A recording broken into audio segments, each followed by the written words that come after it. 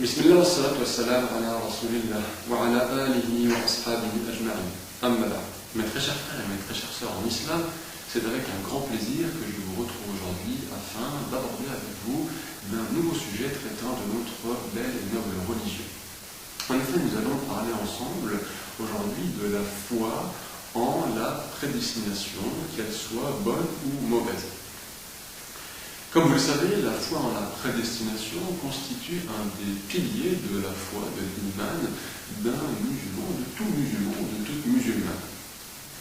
En effet, elle consiste à avoir la ferme conviction que tout bien et tout mal qui nous arrive dans cette vie, ne peut se réaliser que par la permission d'Allah. Et que Allah réalise parfaitement tout ce qu'il souhaite et que rien ne peut l'en empêcher.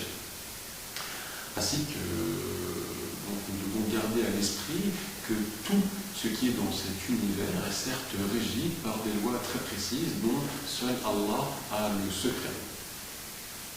Qu'il n'y a rien au monde qui puisse donc échapper à ce qu'Allah a décrété pour ses créatures et que rien ne se produit en dehors de son ordre.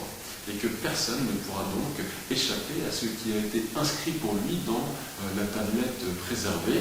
Et Allah est donc celui qui a créé ses serviteurs, mais qui a également créé ses actes, et qu'il leur a donné donc, malgré cela, il leur a quand même donné des ordres pour accomplir donc justement les prescriptions qu'il leur a légiférées, et il leur a également ordonné d'éviter, dans la mesure de leur capacité, ces interdits.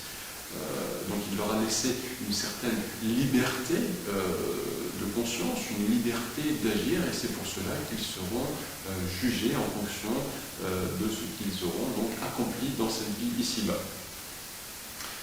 Alors il faut savoir que l'homme n'est certes pas finalement contraint, puisqu'il est clair qu'il dispose d'un libre arbitre. Ainsi, si je peux à présent vous présenter cette session aujourd'hui, c'est parce que je l'ai souhaité, même si je suis bien entendu dépendant de la volonté d'Allah. Et si aujourd'hui vous êtes assis donc en face de votre écran, c'est parce que vous l'avez souhaité, après bien entendu la volonté d'Allah le Tout-Puissant.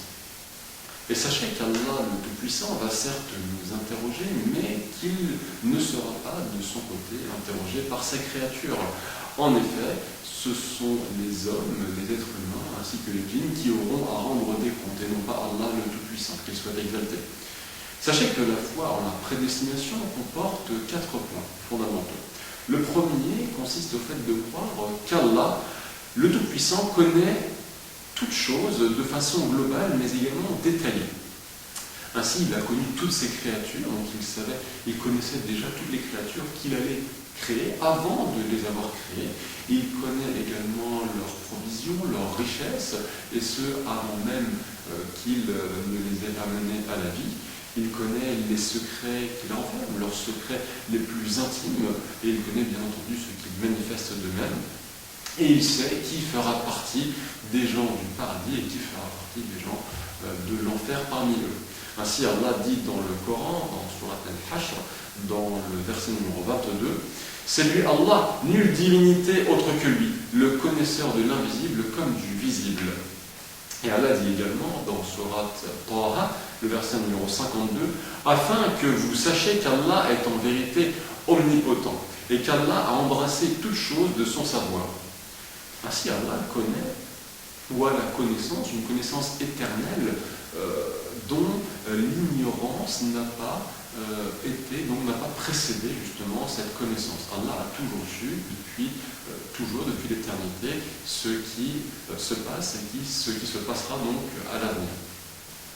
Ainsi, Allah, comme nous l'a décrit, Allah dit dans la Sourate Al-Hashr, verset numéro 22, « C'est lui, Allah, nulle divinité autre que lui, le connaisseur de l'invisible comme du visible. » Et Allah dit également dans la Sourate 65, le verset numéro 12, « Afin que vous sachiez qu'Allah est en vérité omnipotent, et qu'Allah a embrassé toutes choses de son savoir. » Ainsi, donc, la connaissance d'Allah est une connaissance éternelle qui n'a pas été précédée par l'ignorance.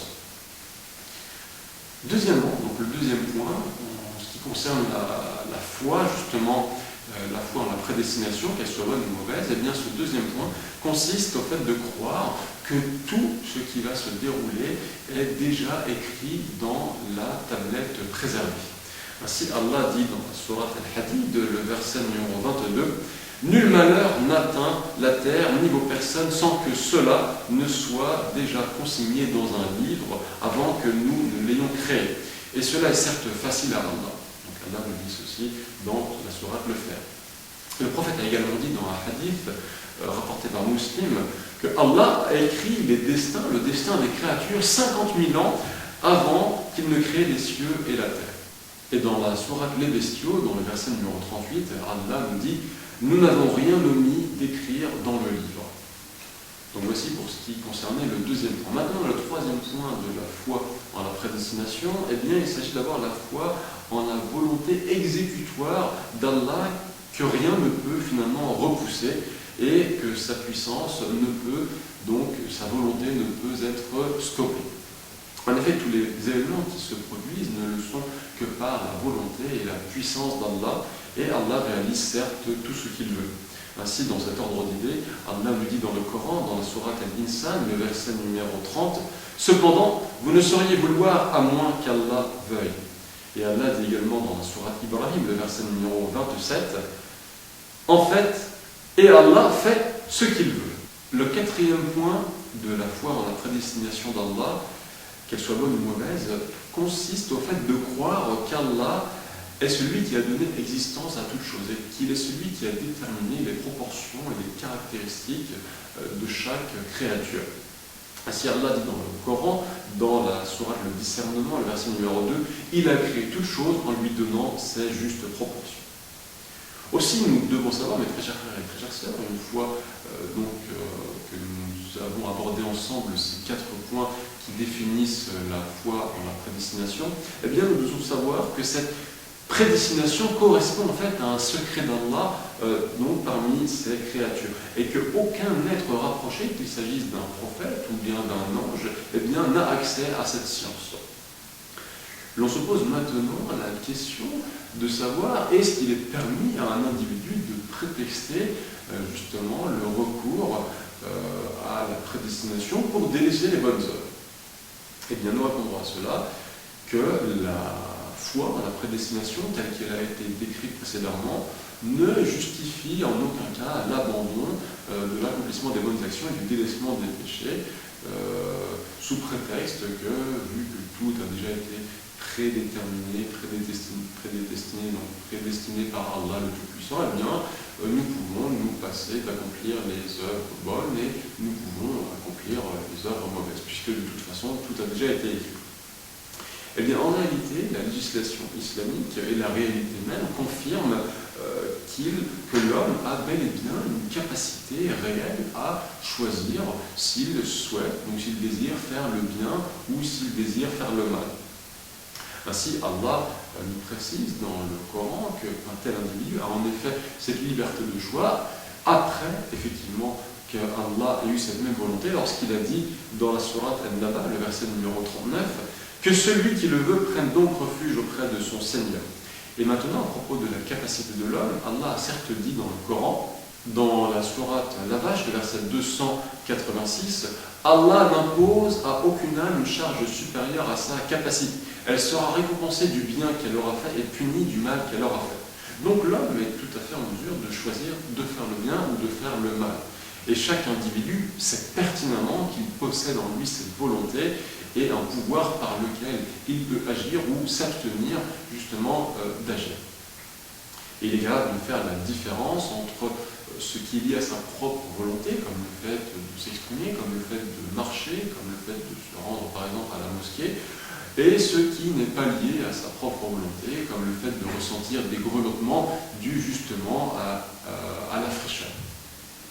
Toutefois, la volonté de l'individu, et cette notion très importante qu'il nous convient de bien comprendre, l'individu doit bien avoir à l'esprit que cette volonté qu'il a est certes dépendante effectivement d'une volonté agissante qui est la volonté d'Allah le Tout-Puissant. En effet, l'homme ne peut agir si ce n'est que par la volonté et le désir d'Allah. Ainsi Allah a dit Cependant, vous ne sauriez vouloir à moins qu'Allah veuille. Car en effet, tout dans l'univers appartient à Allah, et il est donc celui qui contrôle ses créatures de la manière dont il le souhaite. Et rien ne peut échapper à ce contrôle d'Allah sur sa création. Aussi, très chers frères et très chères sœurs, en islam, le fait d'admettre la foi en la prédestination ne correspond en aucun cas à une excuse pour l'individu de justement délaisser l'accomplissement des bonnes œuvres et d'accomplir les mauvaises œuvres. En effet, celui qui prend le destin comme argument afin de commettre deux péchés, eh bien, s'appuie certes sur un argument qui ne tient pas la route, et ce pour différentes raisons. Nous allons citer à présent deux. Le prophète a ainsi dit dans un hadith: il n'est pas un seul d'entre vous, sauf qu'on lui ait déjà marqué sa place soit en enfer, soit au paradis. Alors un homme dans l'assemblée dit: ô messager d'Allah, ne pouvons-nous donc pas nous fier donc au destin? Il répondit: non, œuvrez, et chacun trouvera facile donc, la tâche pour laquelle il a été créé. Et dans une autre version, dit Muslim, il ajouta: quant aux gens de la rectitude, c'est-à-dire du paradis, on leur facilitera les œuvres de bien. Et pour ce qui est des gens de la damnation, ceux qui iront en enfer, eh bien ce sont les œuvres des criminels qui leur seront rendues faciles. Puis il cita, le prophète sallam, à la suite de ce verset, il cita la parole d'Allah, qui est que celui qui donne et craint Allah et déclare vérité, la plus belle récompense, nous lui faciliterons la voie au plus grand bonheur. Et quant à celui qui est avare, se dispense de l'adoration d'Allah et traite de mensonge, la plus belle récompense, nous lui faciliterons la voie à la plus grande difficulté. Ainsi, le prophète nous a donc ordonné d'œuvrer et de ne pas nous résigner au destin. Voilà pour ce qui est du premier argument. Le deuxième argument consiste à dire que la prédestination d'Allah est un secret caché de nous et qui n'est connu par nous qu'après s'être produit. Or, la volonté de l'individu précède, certes, donc la volonté d'agir d'un individu précède son action.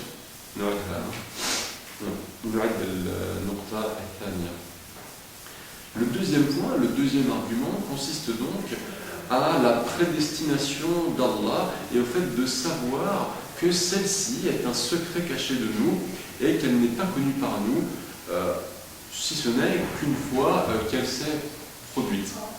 Or, la volonté de l'individu, sa volonté d'agir, précède son action.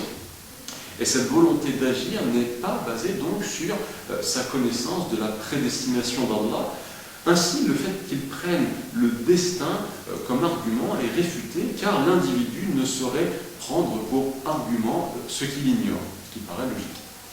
Aussi, nous demandons à Allah, pour conclure cette session, qu'il raffermisse nos pas et qu'il nous aide à avoir une croyance correcte dans la foi en la prédestination, qu'elle soit bonne ou qu'elle soit mauvaise, et nous demandons à Allah qu'il nous permette d'entrer dans les jardins du paradis qu'il a promis à ses pieux serviteurs. Et notre dernière parole sera de demander à notre Seigneur qu'il fasse descendre sur notre prophète Mohammed, mais également sur sa famille, ses compagnons et sur tous ceux qui l'ont suivi dans le bien jusqu'au jour du jour dernier. Eh bien, nous demandons à Allah qu'il descende sur eux ses miséricordes et sa prière.